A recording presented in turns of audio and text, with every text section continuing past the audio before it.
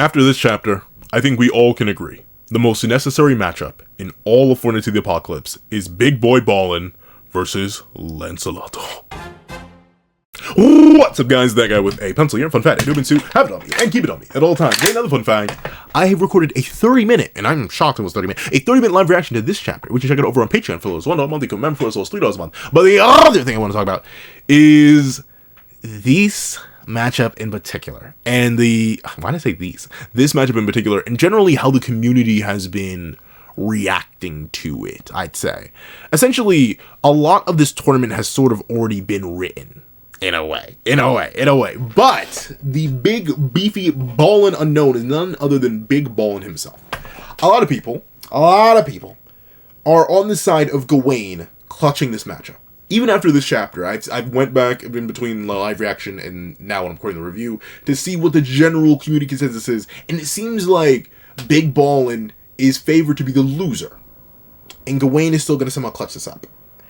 And notably, that does fit into the general scheme of the narrative, right? Like, we're going to get Percy versus Theodora, and we're going to get Gawain versus Tantris, and then we're going to get Tantris versus Percy, sort of wrapping up the essentially implied setup from the end of part 1, or not even the end of part 1, realistically, when Percy and Tristan first met, they went straight to conflict, but then that fight sort of got interrupted and stopped, and then we had the end of part 1, where Percy gave up his life in order to protect his friends, and then in the extra chapters, I don't think it was in the initial release, in the extra pages that came out with the volume, I do believe, Tristan actually showed a bit of vitriol towards Percy. He was like, my dad trusted you with everything. Nah, even just didn't call him his dad. My dad, he trusted you with everything, big dog, and you just left us, you abandoned us, how could you? And that's why he currently has Dragon Handle. So I get why a lot of people are definitely fiending a little bit for the Percy versus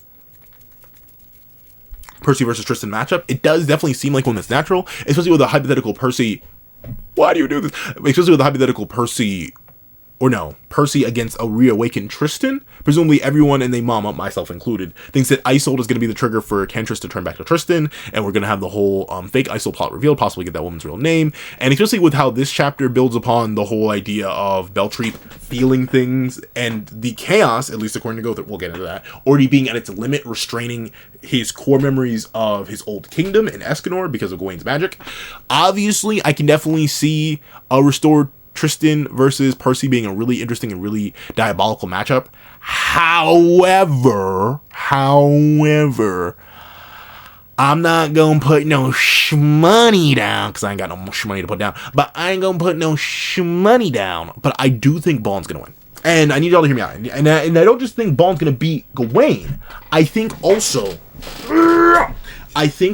gonna beat Tristan too. Whether he's restored to Tristan or still Tantris, I think Ballin's going to beat them both. And I think it is truly going to be Percy versus Ballin. And you may be like, pencil, what kind of logical narrative sense does that make? Why would we not get poignant character matchups, which we won't really get again? Because notably, when the four knights are gathered, unless Lance, I've seen theories going around that Lance may end up having joined Arthur's side for Guinevere or something like that, because we haven't seen him, we haven't got a mention of him, now I ain't got a lick of Lance. But outside of that possibility, it's very unlikely we're ever going to get to see the knights fight each other again. Heck, remember, we barely got to see the Sins fight each other in the previous series. The only time we did is when there was specific character conflict, which simply would not arise in the current cast as we know it. Especially with Gawain declaring her love and desire to protect and help her friends in this chapter, it seems very unlikely that we would be able to get these matchups ever again. Whether that be Tantris versus Gawain, or whether that be Tristan versus Percy. But, big, bodacious, booty, butt cheeks, it can always happen at any time, right? Because our group will be traveling together, there could be a chaos mind control plot. There could be someone being a traitor. There could be a variety of reasons to contrive fights between Gawain and Percy, and Tristan and Percy and Lance, and like you can do a million different things because they will presumably all be together. Unlike Gareth, as much as I want Ballin to join, I don't think Ballin's going to join our main crew. At most, I could see him leaving the Cauldron and going somewhere else, and possibly popping up randomly. Kind of like how I wanted Chaos Gallant and Alaska to be treated. I didn't actually want them to die. I wanted them to just kind of leave. Maybe break free of Chaos Control. Sorry. I want the you know what? The real Chaos Emeralds too. But I would love having a set of the Chaos Emeralds. I wouldn't do anything with them though. That's kind of I don't know what happened. Random thing that happened. As much as I do love collecting stuff, I had like a weird epiphany like a month ago where I was like, what am I gonna do with half this stuff? Like, it's kind of just here, and I look at it, and I love it, and I hold it occasionally, and I use it for like video, and I have ideas and how I'm gonna like skits and stuff like that. But I'm like, outside of that, what the heck am I gonna do with a set of Dragon Balls or Chaos Emeralds other than be like, cool, I have these. So that's a weird thing. But all that being the case, I don't think Ballin's gonna join because we already have a broken, overpowered character that Nakaba's gonna have to ride around in some way, shape, or form. That character being Lance. The reason I hyped up Ballin versus Lance's matchup isn't just because of stuff that happens later on in the chapter that we'll talk about when we get to it, but also because Lance is the current super crazy broken character. Obviously, I've seen people arguing that's kind of now Percy, but I think Percy, we haven't seen enough of Percy brokenness for me to really be like, he's the new Lance, a post-time skip. So with that being the case, we still have Lance, a pre-time skip, who I still think folds all the current post-time skip cast. And we already have to ride around him. Adding a character like Ballin, big boy Ballin, while it would be cool, it would be legendary, and it would allow us to once again facilitate a battle like Ballin versus Lance, which is something I do want to see. I ultimately think it's best to get the most out of Ballin now, because I don't think Nakaba would want to ride around two super cracked characters. Especially one that's literally invincible. I don't think Nakaba... I mean, would I be happy if Nakaba subverted my expectations and did it anyway? Absolutely. But I also think Nakaba's going to subvert our expectations here by having Gawain lose, and having Tristan lose, and have it be Percy versus Ballin. Now, whether that match, and by proxy the entire tournament completes, that's still kind of up in the air. We don't know how this is going to end up working out. Whether it be Arthur coming back, or coming himself, or the four evils coming upon realizing that the men that Beltreep sent to supposedly bring, Dubs didn't end up going that way, and you know something's up, possibly a sin being there, and he sends the four evils, or he himself comes and invades and interrupts the tournament, or some other external factor comes and invades and interrupts the tournament. I think Percy versus Ballin will be a really interesting matchup, especially considering these are two characters who are fundamentally invincible. Tristan might as well be immortal, considering he has demonic healing and goddess healing. And we know goddess healing is the best in the verse, and demon regeneration is, like, third best in the verse. Obviously, Ballin's immortality is at 1, but I'd say goddess healing is kind of cracked. You can definitely argue demon healing is really, really good, too. Like, you have Dreyfus restoring Hendrickson's body with only, like, a few drops of his blood, which was presumably diluted by being in Dreyfus. And then, obviously, you have characters like Derriere, straight up resisting or regenerating from flat-out darkness-eating existence erasure, which is a thing that just happens. Because, you know, reasons. And Tristan has both of those. But really, Ballin cannot kill Percy. And Percy should not be able to kill Ballin. So I do want to see the immovable wall against the other immovable wall. I want to see those two knock heads. And I don't think we'll get that opportunity again. Right? And the main reason I say Ballin can't kill Percy and Percy probably can't kill Ballin is because Ballin's immune to everything, right? But Percy isn't immune to everything. But say Ballin slices Percy in half, he regenerates. Say Ballin knocks Percy out of the ring, he just flies back up. It's fine. He's fundamentally immortal right now, specifically against someone like Ballin. I'm assuming the only way you could probably kill the current Percy is literally atomizing him. Like, you have to boom him. You have to boom the current Percy. And so far, Ballin, maybe because he hasn't been forced to, but he hasn't shown any magical affinity outside of Invincible. So, him versus Percy would actually probably be a really crazy matchup, and I want to see that more than I want to see Gawain versus Tantris. I'll be honest. I kind of don't care. I think we can get it later. I'll wait. And just like as this chapter teases something for later, which is why I think this tournament is a whole lot of teasing things for later, I think ultimately we can save certain stuff for later, and we can get certain stuff now that Ballin can only provide. And you may be like, Pencil Man, level with me. You just really like Ballin and you're super biased for him. Yes! Alright. I'm not gonna lie. I'm not gonna deny it. I'm not gonna fight it. Ballin's goated. He's got the exaggerated swagger of a man with a big sword. And straight aura. So yes, I like Ballin, and I want to see more Ballin fighting, even if Ballin fighting is somewhat boring, because that's the main critique I've seen for Ballin in the community. A lot of people find him boring, because his gimmick is essentially, if you took the Supreme Deity's magical ability, which was being immune to all physical attacks, and took the subversion of the Ruler, the Demon King's ability, being immune to all magical attacks, and just smacked them together in one guy. And now all he can do is punch, kick, and slice. I get why people find that boring, but I like it. I think honestly, some of Nakaba's best choreography, unironically, despite him being a fantastic choreographer in general, is his hand-to-hand stuff. And we get some of that in this chapter. So overall, I just want to see Ballin versus Percy. And if we have to sack Gawain, we got to sack Tristan for that, that's fine. I think both of those characters will be fine. And obviously, I get why a lot of people are hesitant to give Gawain another L, and a lot of people will be really hesitant to give Tristan another L, because they're kind of, out of our four knights, those two are the L takers. Like, they have their dubs. but they're L takers. Don't get me wrong. I know.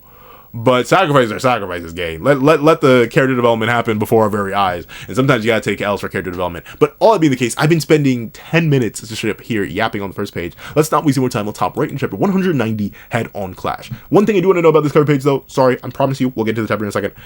I love the comparison between these two. Gawain is taller, noticeably taller. We can tell this by, Baln's hair spiking up, but Gawain being taller, and even her hair being taller than Baln's hair. But look at the build difference. Obviously, we can't see Baln's legs, but specifically look at the arms, look at the size of their hands.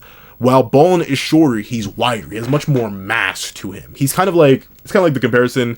You see like a 5'6" guy and a 6' guy who are both working out. The 5'6" guy, all that muscle's going to pack on him nice and easy, at least according to all the memes. Meanwhile, Gawain, who's taller, has a very strong build. They both have rock solid abs, but she's a lot leaner overall. And that extra beef, that extra bulk plays into Baln's ability, while Gawain's slimmer size plays into Dawn. And we'll see how this slimmer size will not linger, but it kind of will. But let's not waste more time. Let's actually hop right into chapter 190, Head on Clash. So, we open up. We do get to see that these two are standing with entirely different mentalities. As Capadoni and Gotha declares, "Oh my, intense! This is one intense battle now. Gawain, wielder of magic and possessor of truly fearsome punching force. Balin, the defending champ, with an invincible body that refuses to take damage. Who will find themselves the victor in the end?" Notably, you can see Gawain is still sweating. She's not confident in her ability to take on Balin. And notably, I can't blame her, because Balin truly has proven invincible. I would throw up the Invincible title card with the musical sting and everything, but I tried to do that for a video previously when I was talking about Balin, and it got copyright struck. And I'm not down for that. But with that being the case, Balin has proven invincible.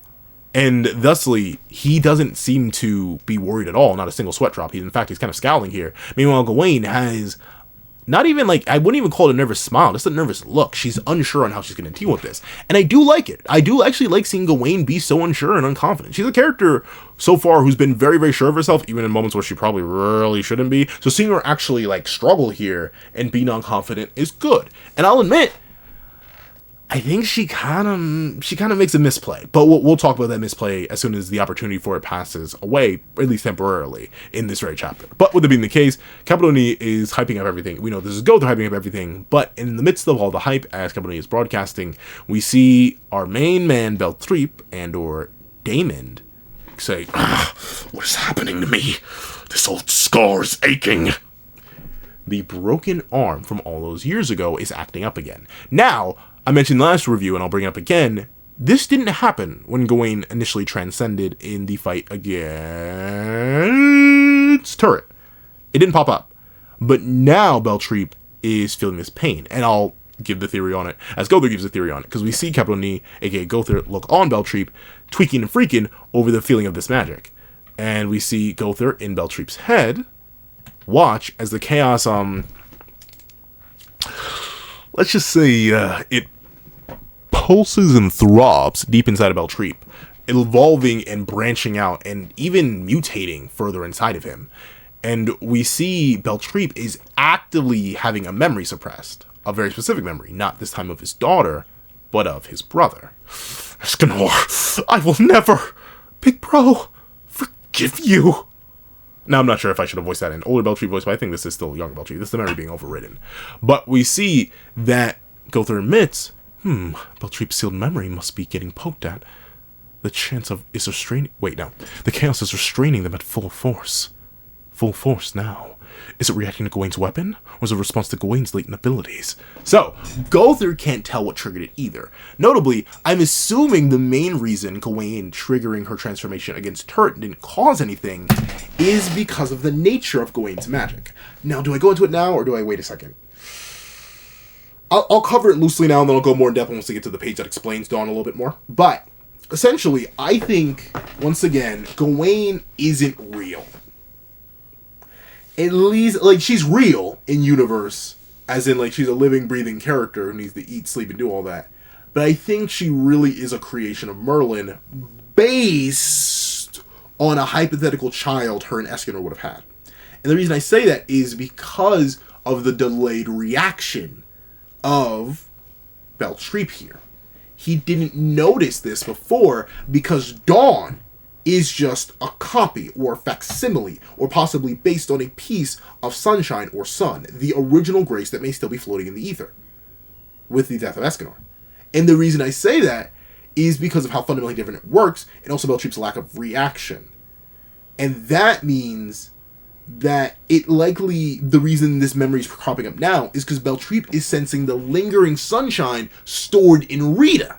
And you may be like, how could there still be sunshine stored in Rita? It's been literally 18 plus years. And to that I say, remember, Escanor was maintaining his daytime form before Rita broke via using the energy stored up inside Rita. When he was fighting the original demon, that was Escanor running on stores, because True Night was cast. Thusly, he wasn't able to do anything. But, Big Booty But Cheeks, when it shatters, he shrinks down because he loses connection to the axe.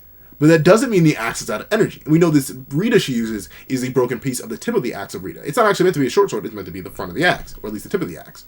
So I'm assuming the latent magic stored in there is what's triggering Beltreep's memory, because it's actually the closest thing to you. Or no, it's the closest thing to Escanor's sunshine magic, which is what Beltreep's memory is actively associated with, which is very interesting. And I do like that Gother mentions Gawain's latent abilities. The idea that this version of Dawn, this version of Sunshine, if it is meant to be the exact same grace, is different. It's latent. It's still not properly awakened or being used appropriately. And honestly, I'm interested to see how this ends up going, especially with a certain, I don't want to call him a fraud, because Mael's still very powerful, but a certain character, they may need Sunshine back to be relevant at all, considering they're being diffed by random fodder nameless angels. But, with it being the case, Gother is unable to parse out a reaction. Oh, and one thing I do want to mention, I wonder how this is affecting Beltreep's power level. Now, of course, I know, you're all gonna be like, oh, here goes the pencil man, hasn't made a versus battle in like 2 years, and he always talks about scaling. Yes. So allow me to cook a little bit. Allow me to sprinkle some sauce in the kitchen. I wonder, we know that at least based on what we've seen so far, the way the Chaos Amp works is that it latches on to a specific emotion and memory, and then it seals that off, essentially erasing and overriding the memory in exchange for massive amounts of power. We don't know what Worldane's was, but we know so far for Beltreep, it is, or Beltreep, aka Daemon, it was his time as a child with Escanor and his family in the kingdom before it ended up getting destroyed, and his time with his daughter. Those two memories have been entirely absorbed and essentially turned into power by chaos.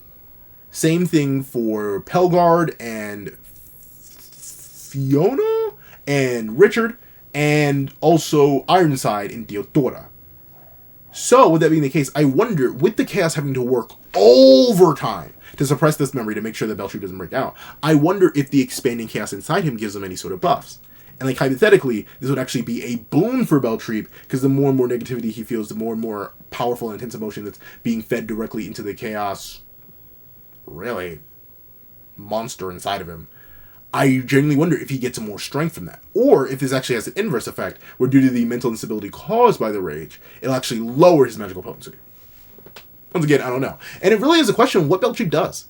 I kind of theorized long ago that he cut space, like when he was first introduced and he swung and he split everything down perfectly, including the clouds. I was like, oh, he probably just cut space. But at the same time, we don't know if that was magical ability or just straight up sheer force. Like, it wouldn't be the first time in Universe where a character swung something even slightly sharper pointy and made a massive gap in the landmass. So it's not impossible. But with that being the case, we see that Ballin admits, when I first saw you like that yesterday, it stirred me like little does now.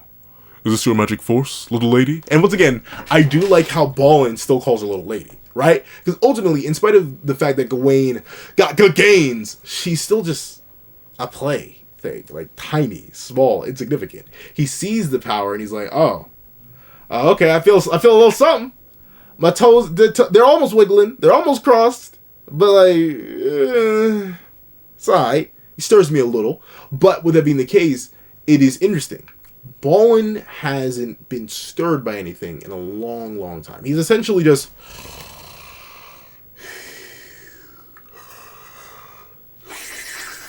through life, right? Well, that was not that was not meant to transition to a genuine yawn. But with it being the case, he's kind of just been coasting, and ultimately Gawain has kind of been the first hope he's had to even feel anything anymore. And I do like that angle, right? Ballin He is simply searching for a stronger opponent, kind of because he wants to feel something. It's a very similar motivation to Baldur from God of War for PS4, where Baldur's like, I feel nothing. I feel literally nothing. Nothing is inside me. I can't feel anything even when I'm inside somebody. I need feeling. I need pain. Give me something. And that's why he fights so much. And it's the same thing for Ballin. He wants an opponent that will actually make him feel something. And as we'll see, he actually wants to change his own destiny. Because right now, presumably in Ballin's own head, he's invincible, indestructible, untouchable, and unreachable. And that's kind of boring to him. So he wants some hope. He wants to be entertained. And Gawain has been that first chance to give him some entertainment. And to continue on my little power scaling angle, for all my power scalers out there, I do wonder, do you think, he says like little does now. So maybe this isn't directly being implied. But at least to me, this implies that this version of Gawain wielding this level of Dawn is possibly stronger. Now, this is definitely headcanon, and don't get me wrong, and there's other ways to interpret this, especially with the whole like little does now, meaning there could be other things that have stirred him.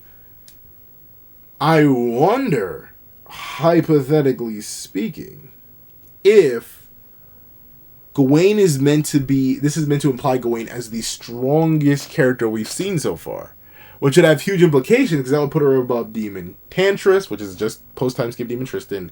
It would put her above Percy. I mean, I guess Theodora, but like those are like it's really Percy and Tantris. But still, that'd be very, very impressive for Gawain to actually be the strongest of that trio right now. But at the same time, I don't think we've seen Percy go all out. And I still don't really feel like to the degree we've seen Tristan go all out. So if anything, just putting Gawain on an echelon that's enough to make Ballin feel something, to stir something inside of him, that still is very, very good, considering Ballin is, once again, invincible and basically indestructible. But with that being the case, Gawain finally decides to give us a name drop. We've known that her magic has been called Dawn for a while now. I forget when the NAKABA Q&A came out. He dropped all the magical names of all the four knights. I believe Percy's was Hope, naturally, which is interesting considering, the mix-up. But let me think.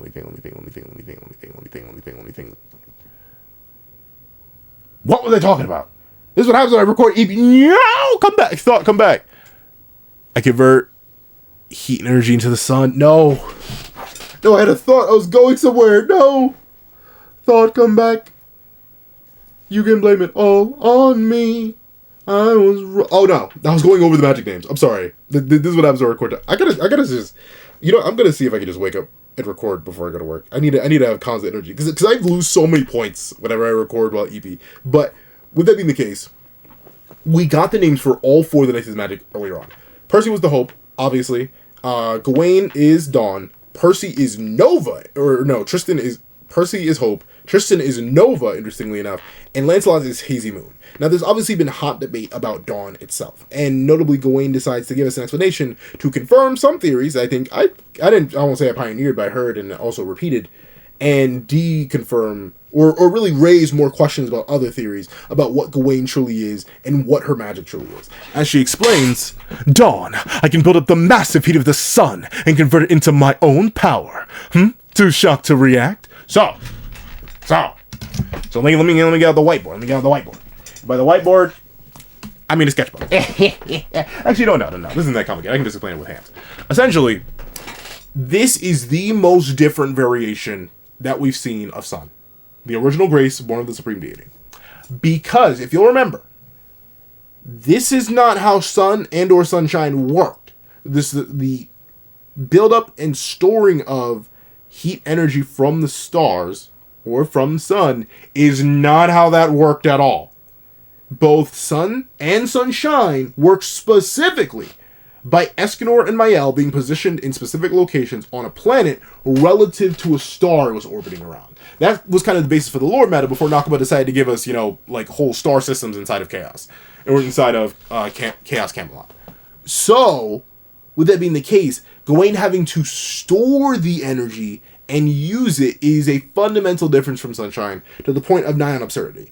There's a reason why, in the live reaction, and I'll say it again, Gawain is essentially a living Rita. Because remember, that was Rita's thing to do. Rita's job was to absorb all the excess heat and energy and convert it into stored magic for possibly charge and fire or to be used by Escanor at a later date. It was not meant to be the entire basis of the magical ability. So, this once again sort of reinforces the idea that I've seen going around for a while, and I've had for a while, that Gawain is not fully bioorganic, right? Like you've seen her grandparents. That doesn't seem normal. And I don't know. Her father, whatever his name was, K Pendragon, I don't really see that man laying pipe like that. I ain't seen not a wife in the picture. So ultimately, I think Gawain is made from Merlin to be the ideal version of what their hypothetical child would be.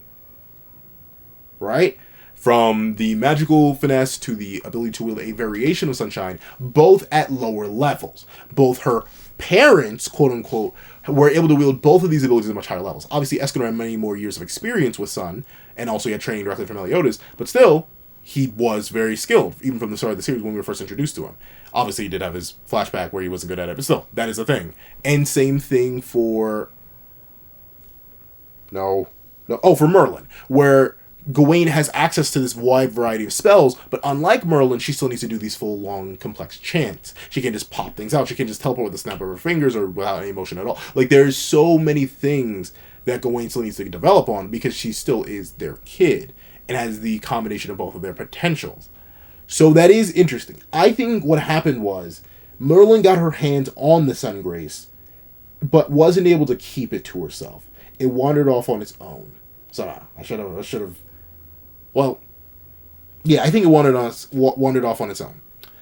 And with that being the case, either Merlin never got access to it because it was just wandering on its own and was going to hunt down Mael. But it was going to hunt down Mael. Or she took a piece of it or mimicked the concept of Sunshine, or maybe specifically Rita's Charge and Fire, and made that Gawain's magical ability. So she stores heat energy and releases that energy later cooled. So that is an interesting idea. I do believe it works that way because Dawn is way too different from the Sun and Sunshine, while it is clearly a reference to both of them. So that is an interesting... We're in an interesting position right now with Gawain, her nature, her background, her history, her conception, really, and what she truly is and how much that will matter or impact everything else that she does. Mainly her own personal character narrative, because that's the main thing that we worry about. Honestly, this tournament, I'm not saying it has no stakes, but I highly doubt anyone's going to get dropped in this tournament. And by dropped, I mean, like, no. What would that being the case? We see Gawain is excited to flex Dawn, only for Baln to be like, well, Dawn, the first light of the day, a sign illuminating the very way ahead. How beautiful. You're almost like a sun goddess. Wait a minute. Ballin'. Now, ladies. Tell me Ballin' ain't ballin' a little bit like that. Tell me Ballin' ain't got the riz, yo. Tell me Ballin' ain't got the riz. You tell me I ain't smooth as butter? Smooth as... I may steal that one myself. See a girl on a sun next and be like, young lady, you are the sun goddess yourself. I can't think, what is... Gosh darn it, my focus on Egyptian, Roman, Greek, and Norse mythologies. I know there's sun goddesses, but I can't think of one. Not off the top of my dome piece. I don't know why I can't right now. Because, like, I'm thinking of Apollo, and also Apollo. I'm thinking of Ra. I'm thinking of Frey. It's like, I can't think of a sun goddess off the top of my dome piece. But regardless... I'm gonna start looking up like sun goddesses, bro. Like what's with the riz, Ballin'? What's with the riz, big boy ball? And he looks so smooth and clean as he says it too. He got that, that sidewinder smile. He know he macking, and he knows he'd have certain people's cheeks clapping, not your boys. But I believe it, yo, Ballin' the Rizzler. He's an inspiration. But I do, once again, unlike many others, I actually do find Ballin interesting because I like that, right? Like, he truly isn't just this big, beefy wall of muscle who's just invincible and strong and he just likes to fight. He is a person who's interested in people. Sure, interested in their ability to possibly harm him and bring him some sort of thrill in life, but simply amazed by their abilities. All these different things that just bounce off of him. He doesn't just disregard them because, oh, they don't do any damage, so they're worthless. He's like, wow. Like, that's beautiful. That's poetic. Your magic being named Dawn, like that's actually really, really nice, and it plays into like the beautiful cycle of life that we live. Like that, like of course I'm calling him a resident for it, but nah, that's actually like a really cool way to acknowledge and do that. Like I like Ballin. He's just a real cool, like genuinely, he may be not my favorite because like that's the thing. I'll talk about like Ballin the Aura Farmer and how he compares to other Aura Farmers across the entire series and specifically in Four Knights. But he's got aura to spare, but he also has some good character. Don't sleep on Big Ballin. But with it being the case, we see that even Gawain, she feels a certain little way about the Riz as she burns up. She goes from burning and blazing to being like, ugh, who is this guy that won't make me let up on you? And she does blush a little bit. Now, obviously, I know Gawain, she just like me for real. She loves them women. Right? I mean, women, they just be so dry. I ain't even go against you. So me and Gawain, we like that. But she's embarrassed. And I get that, right? Like, notably, I can't empathize. When if outside of my own family, I don't really think insignificant others, which I don't think counts. Like, I feel like being called beautiful by your significant other or handsome by your significant other, that's kind of like a standard. Like I hope you compliment your significant other in their appearance. Like please. Like, I mean, I know you can love them for their personality, but you can call their personality beautiful too. But with it being the case, I don't think I've ever been like offhandedly called handsome or anything like that. But I can imagine that a little bit of flushiness, even if it's coming like just getting compliments in general. Especially if you're not used to it, it does tickle your toes a little bit. But with it being the case, we see Ballin is just happy. He's like, yeah, sure, I'm fine with that. He's so excited to engage in the conflict, and we see he draws back on his blade with two hands, while Gawain draws back on Rita after focusing her magic into it with one. Now, of course, I get Rita as a short sword Gawain, but maybe you should have swung with two hands. As we see, they immediately swing in and clash, creating a meaty clang. Oh, swing, clang, clang, slamming throughout the entire arena. Their blades do cancel each other out. Now, unironically, very impressive for Ballin's sword. Once again, what is that made out of? Is that a sacred treasure too? Of course, you know, Rita did end up being the only sacred treasure to ever end up breaking. And notably, at least from my understanding, he didn't even break from any direct contact, like kind of just shattered out of nowhere after Escanor himself got punted by the original demon. Like, I have no idea. These things just happen. But with it being the case, they clash fundamentally and archetypically, creating a gargantuan boom, blowing everybody back, blowing them all over. However, once again, you can see that Ballin has the upper hand. As Gawain has multiple sweat drops on her and is shocked to see Ballin get this close, Ballin has hit the call out my name, call out my name, call out my name when I need you to love me. So call out my name, call out my name, call out my name when I need you to love me. He's mewing.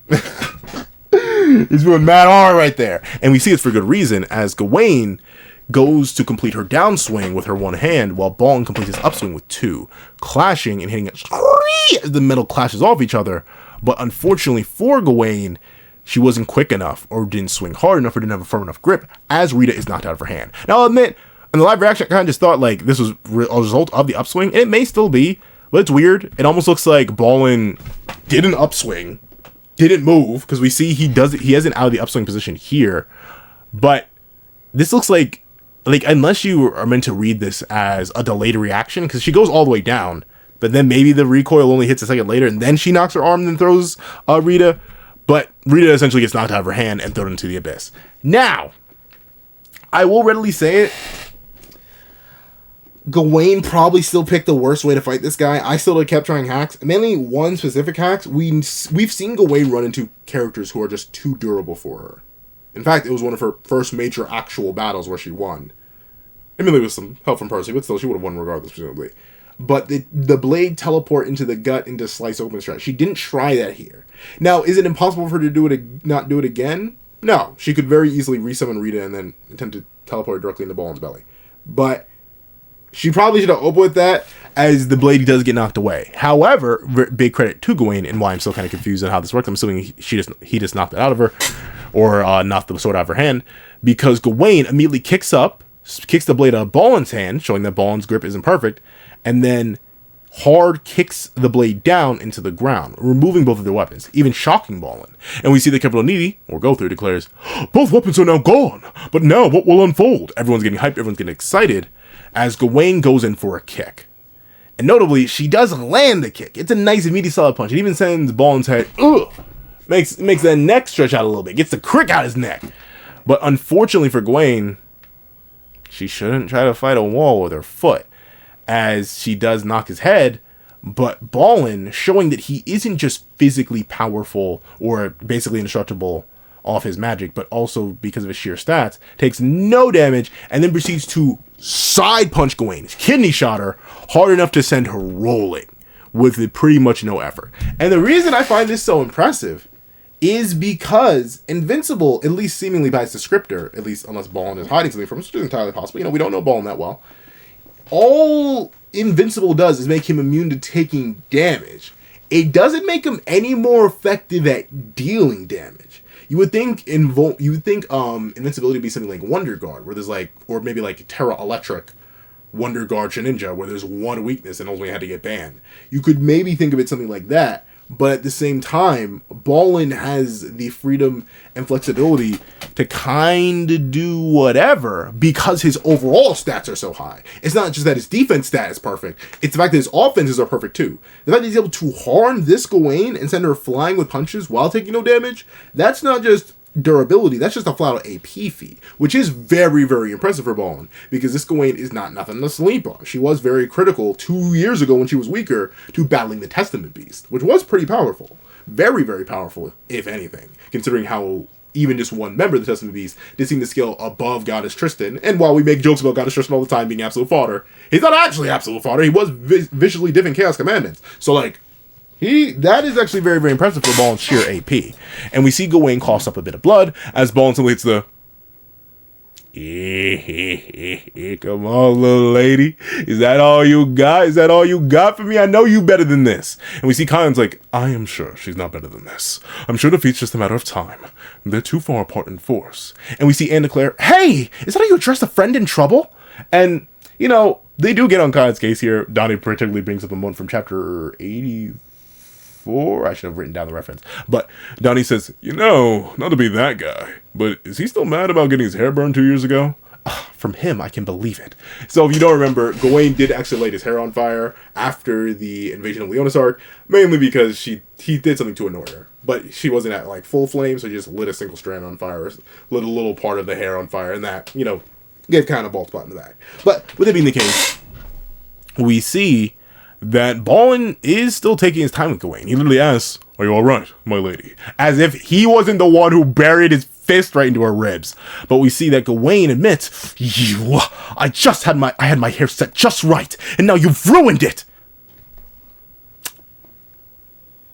I'd say priorities, but you know, as the first without hair, who am I to talk? At least not much hair. I don't know. I give credit to anyone who has, like, really, honestly, shoulder length hair and beyond. Like, but mainly, the main people I give ultra credit to is those people with that hair that reaches down past their cheeks. Like, I see women with long, and like, it's their hair.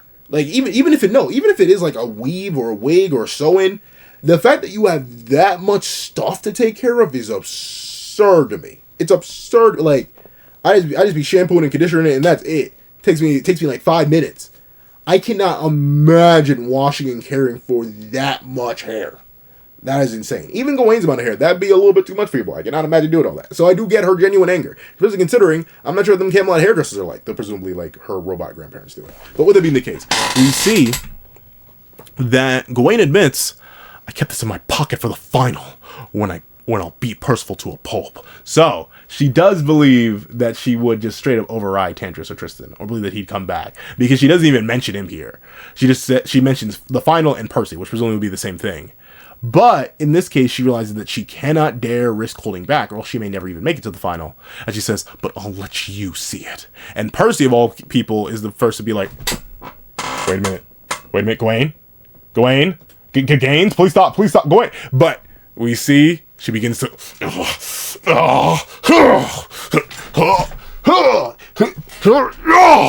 if I don't know about y'all, do y'all remember? This is gonna be a real deep reference. But Do y'all remember that one Powerpuff Girls episode where I think whatever the rich princess's name was, I forget her name. I'm thinking of Billy Billions or Ben 10, bro. I haven't even watched I'll Be Present Forever. Why? Because I was watching the breakdowns and Kuro mentions Billy Billions. But what was the I'm gonna look it up. Where's my Googler? Princess Morbucks? I think that's it. I think it is Princess Morbucks. If you remember, there's like a Princess Morbucks like transformation scene. I think like she gets buff or something. That's what this reminds me of. From the initial flex to the gains, Hold on, let me see. I believe it is Princess Morbucks. Yep, Princess Morbucks, Powerpuff Girls. Yeah, there's something. Let me see. Princess Morbucks buff. Oh yeah. It is literally. It's this scene. Let me see. It's this scene. For those who remember the Powerpuff Girl. I don't know why that is what triggered me, because there are a bunch of different like transformation scenes. But I think it's specifically because it's Gawain getting beefier. It reminded me of that. But we see she's mutating, she's growing, she's getting stronger. And notably, it does seem not like it's a painful transformation, but it doesn't seem painless, if you know what I'm talking about. From the cracking of her knuckles and her bones to the throbbing and everything, you can tell that this level of power isn't something that she's used to. Even Escanor, then again, I haven't read Ultimate like since a while, so I may be forgetting. But even Escanor, his transformations, especially whenever it was from small to like large, they were actually kind of seamless and smooth, if anything. And obviously, Gawain does have the ability to beef up pretty quickly, so maybe this is just training for her here. But interesting to see that her body can probably not handle the power, which we know is the big reason why Escanor was pretty much digidestined to die relatively young, because his body, despite being born with the grace of the sun, wasn't actually able to handle the grace of the sun.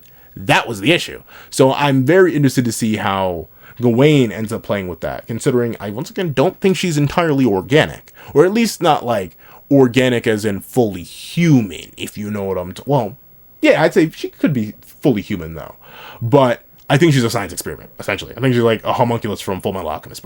There you go. Maybe not multiple souls or anything, but like an artificial human being. And we see that everyone's shocked and saying, "Whoa, look! She's getting even huger! What the heck is that?" And we see something legendary. Boom! Tyrant style. 80% release. Let's see just how long you can hold out now. Yeah. Is she bigger than the one? She may be she's either bigger than the one or the same size as the Demon King and the one were. Maybe the size of the old one. She is huge. And note, as she says herself, she's only at 80%. 80% release. This is not her full size or full scale. Now, obviously, because we know what the one looks like. It's the blazing burning eyes. But big thing is, we don't actually know how that's supposed to look on other users of Sunshine or any of its variants, as presumably Dawn still is a variant of Sunshine. Because Mael, whenever he used the power, he didn't really get buffer. It was only Escanor who did that. So he's be our closest Slimer reference. So I presume she can enter the one-like state. But I wonder how long that lasts, how much energy it takes, how much she burns out. But regardless, she is massive. I have one critique about this design, though, as cool as I think it is, and how amazing I think her outfit's flexibility is. I think her head's a bit too small.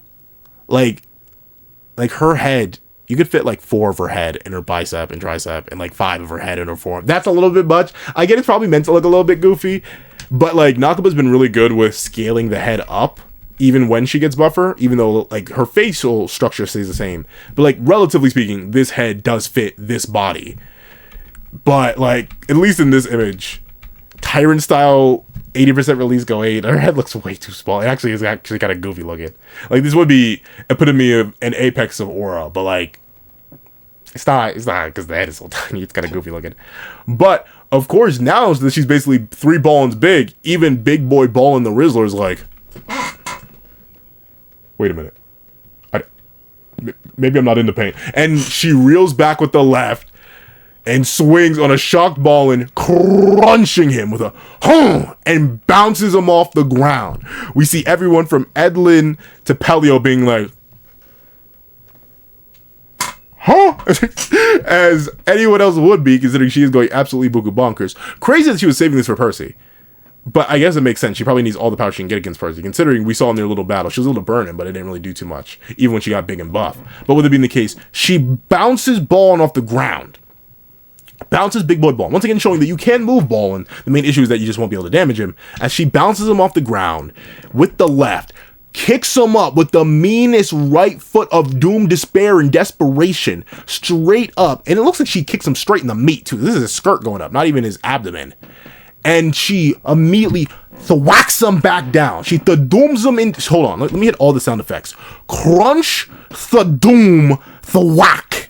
Bounces him off the ground like a volleyball. And notably, though, she does not heal. She doesn't, like, Escanor had shown, like, minor healing properties, like, wounds had closed whenever he evolved further into his sunshine states. But Gawain, I guess because she's using stored power and not actively generated power from the Grace, she does not heal here. But she does smack Ballin around. And we see that she's not going to stop. As Gother or Capital Need points out, Gawain on a terrifying rush. Ballin is thrown about like a leaf in the air. And both Donnie and Garrett in particular, a crazy, I'm actually interested to see how these two interact further on. But both Donnie and Garrett in particular are like, dang, that's just too much. And Gareth is like, are you kidding me? Which I can't blame him, right? Because notably, we know Donnie got to see a lot of buff Wayne. But this is Garrett's first exposure outside a little bit of buff Wayne he saw against Tyrant. And Garrett in particular, has no context for these people. He has genuinely zero idea how or why or what these people are and what they do. And this is his first, like, real introduction. And he already agreed to travel with him because they're going to free him from Onfwen. But he's like, I have to fight and work alongside and compete with these demons? And one of them actually is half demon. Like, that is crazy. I love Garrett's reaction here. And we see Gawain does go in for the glaze. Why did I say glazing? The smiling dropkick, flying knee of doom, despair, and dereliction. But Ballin, he rolls into the recovery.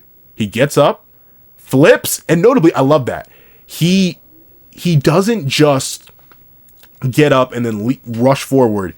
He goes forward into a curl. For anyone, I'd do it myself, but I'm scared. I don't want to hurt myself. I don't have enough room. But he like front flips, bounds forward, and drop kicks her straight in the jaw, drawing blood from this 80% Gawain. Now, I keep bringing back the power scaling. I know people are gonna be like, Pencil, stop power scaling. And I can't help it. I can't help it. It's a battle block. I got a power. It's in my blood. All right.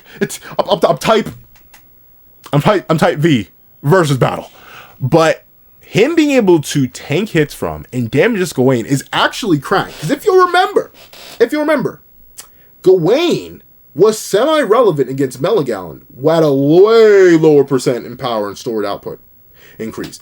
And Melagallon is composed, I know Igneo was going to make a video on who's stronger, the Chaos Commandments or the original variations.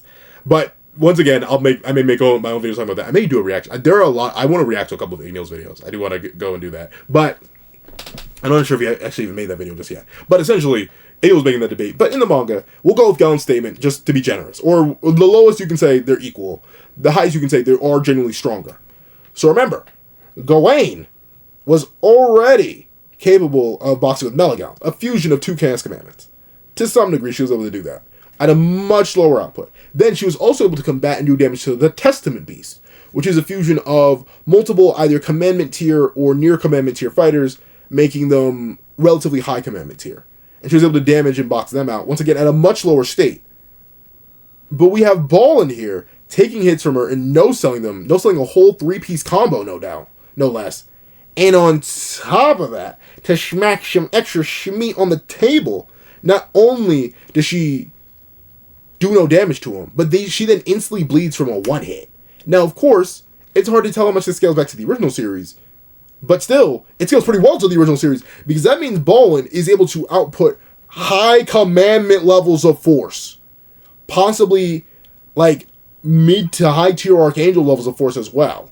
Because remember, Invincible doesn't do anything for his offenses, just his defenses. He's immune to everything. He doesn't do insane damage to everything. That's not what Invincible's supposed to do. And with that being the case, I think I do want to bring up a little theory. A little theory. An evolved theory that I see has been floating around the community. I saw, I was on Reddit, I'll admit, I was on Reddit, and I saw someone talk about how they don't want big boy Ballin being a reincarnation of the Demon King, or having anything to do with the Demon King and stuff like that, even though almost everything points to it. Whether you interpret this earlier statement in a way that I misinterpreted at first, the idea that, let me see, like when I first saw you yesterday, the magic force stirred something in him, right? And we know the Demon King was stirred by sunshine, very specifically when he saw Escanor. One of the last fights of the Demon King's life in the original series was against a user of sunshine. And we know that we've seen it with Damon / Beltreep, we saw it with Galen. Simply Gawain's presence and her magic does stir lingering memories in those who have connections to previous users of sunshine, even if those memories are blocked off. And with Ballen's invulnerability to magic attacks in particular, it does remind everyone of the Demon King's power, aka the subsect version of the Ruler, which was the Demon King's ability to invert all magical damage used against them. But of course, ultimately, as good as that was, I think Zeldris' version, where he just negates all magic, is even better. And Ballen seems to have that. But at the same time, the physical immunity is the real question, right? And that's where I want to evolve the theory. As much as I don't mind the idea that Ballen is just this random, regular dude, I would actually kind of like it if Ballen was a universal response to the death of the Supreme Deity and the Demon King. If not a direct reincarnation, sort of a power balancing thing. We know the universe itself is weirdly structured, right? To where there could not be two Demon King level candidates at the same time. Obviously, there are many characters who are well beyond Demon King level at this point, and the world isn't breaking. So specifically, two Demon King entities with Demon King magic. They could not coexist in the same realm, in the mortal realm, or else everything would break. So, I'm wondering if the universe needs a Supreme Deity tier candidate and a Supreme Demon King candidate in terms of their magics. Because, if you don't know, the Supreme Deity's magical ability was, like many things, the opposite of the Demon King's, where she was just flat out immune to physical attacks. They wouldn't heal her, but they wouldn't do any damage. She was completely immune to physical attacks. It was an unnamed magical ability, but NAKABA confirmed that in, I believe it was a post-release by Cursed by Light. So, Invincible, complete immunity to physical and magical attacks, I wonder if that is the universe itself kind of auto-correcting. Hey, these two magics got wiped, but we kind of need to store them somewhere. Throw them in this guy. And that's Ballen. With his resemblance to the Demon King, at least in terms of his fit and his blade and his build, I would kind of like him to be a Demon King incarnation. But at the same time, I don't blame people who want Ballen to be his own thing and just have humans be really, really powerful. Because that's kind of the case. Luck of the draw. But I think we could have the best of both worlds, where it's revealed that Ballen isn't actually a direct reincarnation of the Demon King or a direct reincarnation of the Supreme Deity, but rather an automatic universal response. And if you don't like the idea of an automatic universal response, because you could argue, well, Chaos created the mortal realm, or Chaos created Earth specifically, which was being destroyed. They don't, like, at least they don't mention that, like, the stars are going to go out in the mortal realm if the two Demon King candidates keep coexisting. It's literally just the planet, or Britannia specifically in some translations. You could say Ballen, considering we don't know the full history of his backstory, we don't know how he got to Anfuin. He may be born there just like Gareth was. You could say that Ballen is an automatic response by Chaos, a subconscious response and a subconscious creation by Arthur, where due to the loss of both of its children, it's like, hey, I kind of like those two though and their abilities, even if they did steal me away. Let me create something that has a fusion of both, and that could be Ballen. I don't know. I kind of feel that way. I feel like either it's a universal response or Chaos accidentally recreated Ballen. The only reason I don't want to say reincarnation in particular is because the Demon King was wiped from existence. Like just straight wiped. Like that was the whole point of the Demon King, like completely destroying him. That was the whole condition for Chaos being released. It's like the Supreme Deity's ability being reincarnated makes sense because she was just killed by two demons, right? Like that's a thing. You can do that, and they didn't eat her, so like she could come back reincarnated in one way, shape, or form. But the Demon King, that's why we kind of want Chaos to play into it. Once again, I do. It is kind of like a, well, Pencil, do you really want everything to tie back into Chaos? Kinda, yeah. At least while we're in Camelot. I'm fine with everything literally tying back to Chaos. But then again, in general, Chaos kind of just is the creator of the verse. So like, I'm fine with everything tying back into them in some way. And if Ballen is like a subconscious recreation of the Demon King and Supreme Deity's magics, because the Chaos misses their kids, I kind of like it. And it would kind of play into the idea that we did meet another god. Like, we have the fairy tree with us now. They are just chilling with their grandbaby. So, like, wouldn't be shocked if the fairy tree ends up saying, hey, they remind me of my sister, my big brother. Weird. But let's see. No, not a scratch on you. And once again, Ballen straight mewing. Not smiling anymore, but straight mewing. And we see that Gother points out, but Ballen is still invincible. Oh, What a sight! No guard, and no damage at all! And Percy is obviously getting worried for Gawain. And everyone else is a little bit worried. Even Kion, while he's not, like, expressing open mouth shock worry or gritting teeth worry, he is sweating here. He's like, oh, wait a second, maybe this guy is invincible. And we see that Balin, who actually does look a little funny this panel, I will admit. I think it's his shoulders. I feel like his shoulders should be a bit broader here. And I think he should have, like, a bit of a wider, like, Dorito shape. He actually is a little linear and compressed here. But Balin says, I know this still isn't everything you have. I beg of you, please, take me up even higher. Balin, once again, he's in it for the love of it. He really wants to feel something. He wants to feel the blood pumping through his veins. He wants to enjoy it. And I do love that. I love these types of characters. And notably, it's funny, I wouldn't, despite him, I guess he is a smoke demon. By all literal intents and classifications, he's a smoke demon. But just from how he's written, and how, like, respectful and polite he is, I feel like he doesn't fit fully into the smoke demon archetype like a Kenpachi does. Or even like a Madara does. Like, then again, Madara has his aspects of respect for the right people. But still, Balin, I just love his character. Like, it's not even just glazed for his design and his ability and how he fights, but genuinely, I just like his character. And we see that Gawain is unable to maintain 80% Tyrant style as she shrinks back down after breathing heavy. You won't be smiling for much longer. And we see Balin smiles right then, immediately. And he says, I hope I'm not. I always wanted to fight someone who could change my destiny itself. And that's why we need him to fight Lance. NAKABA, please. I don't care how contrived it is. I don't care how contrived it. Make him fight. Make him fight. You may be like, Pencil, you just want to see the two cool action figures smack against each other. The Invincible guy versus the Invincible man. Literally unstoppable force meets immovable object? Yes. I don't care if Lance falls out the sky right now and takes the battle over for Gawain. Yeah, give it to me. Give it to me. I'm feeding for it. I need to see. And as much as I'm a Lance Glazer, I've mentioned it before and I think I'll mention it now. I think Balin is kind of the coolest, straightest, most absolute ore farming character introduced in the entire series so far. In the entire duology. You may be like, Pencil, that's a kind of a crazy claim to make. We, in a series full of Escanor and Meliodas and Bon and Lance and Demon Martristan and like the list goes on essentially.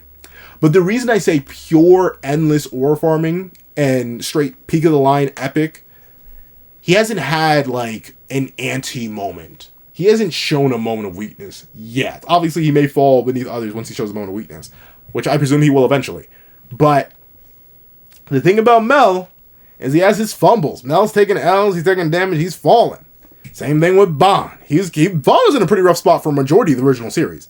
Post season 1, he was barely relevant until post Purgatory. And even then, post Purgatory, he wasn't perfect. And then, same thing with Escanor. At first, he was basically spotless record, but he had his nighttime form, which had its moments. And even later on in the series, Escanor kind of got power crept a little bit. So, like, that was kind of rough for him, too. And Lance, while he hasn't been power crept just yet, that man is saying basically unstoppable since round start. He once again has the whole Guinevere subplot and the issue with Jericho and stuff like that, which holds him back. It enhances his character. And that's the thing, right? Don't make me redeem Tristan. He's had aura, but, you know, he's taken L's before, and he's in control of himself, so I can't give him full aura points. Meanwhile, Balin's just been balling. But notably, I say all that, these characters haven't been, like, perfect straight aura farmers to the moon and back. That's not a bad thing. It makes all the characters better. I don't want to confuse anybody with that. No, like these characters have shown weakness and fallibility actually makes them better characters. You want your characters to have flaws and weaknesses. You don't want to just one-shot everything. I actually find characters who 100% one-shot everything kind of boring. But with it being the case, I like the idea that Balin wants someone who will change his destiny. Because assume in Balin's own mind, right? His destiny is to just be invincible. Just be unstoppable. Just be the strongest. That's it. That's all he has. There's nothing else he can define himself by. There's nothing else he can hope to live for. He's kind of empty. Sure, he smiles, he's respectful, he talks, he engages, and he seeks battle. But he's kind of, he's walking down a path of sheer boredom. Of sheer non-existence. Where he just lives. Just to live, right? Essentially, fighting and body banging everyone, it's just his 9 to 5. He doesn't feel any passion for it.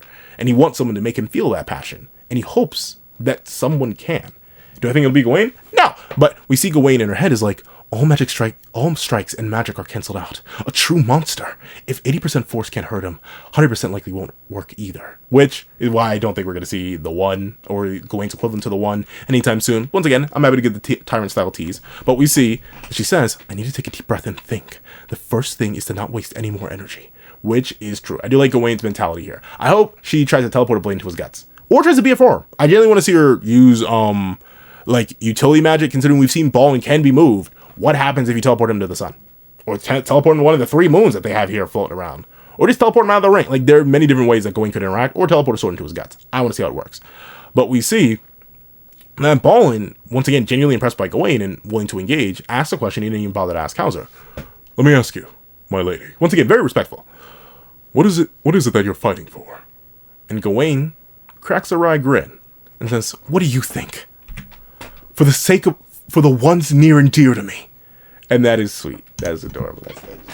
Gawain surely loves her friends, right? Notably, we know the end of part 1 ended with that whole scene of the other 3 knights leaping down to help her off the Albion into the danger.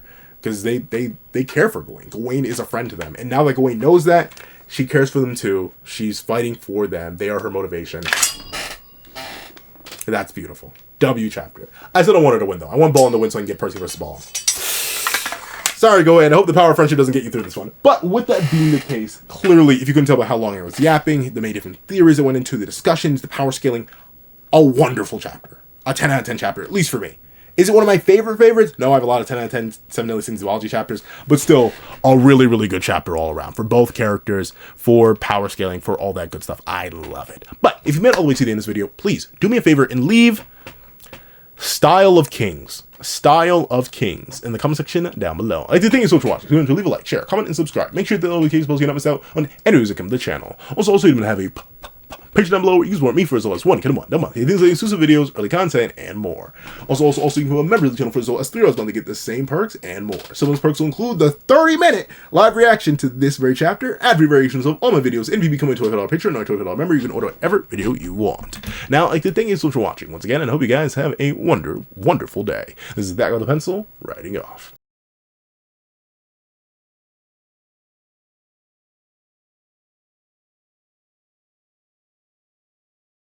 I'd like to thank you to our sketch tier members: Eternal Flame, Rebel 4765, Astro, Super Flame Zero, Glacier XZ, Zera, Brandon Payne, J2MA, Gyomi, Yuki Ally, Buddha Uda, Azo 2404, Planet Crone, G Prosper, Nevis 97, and Ollie.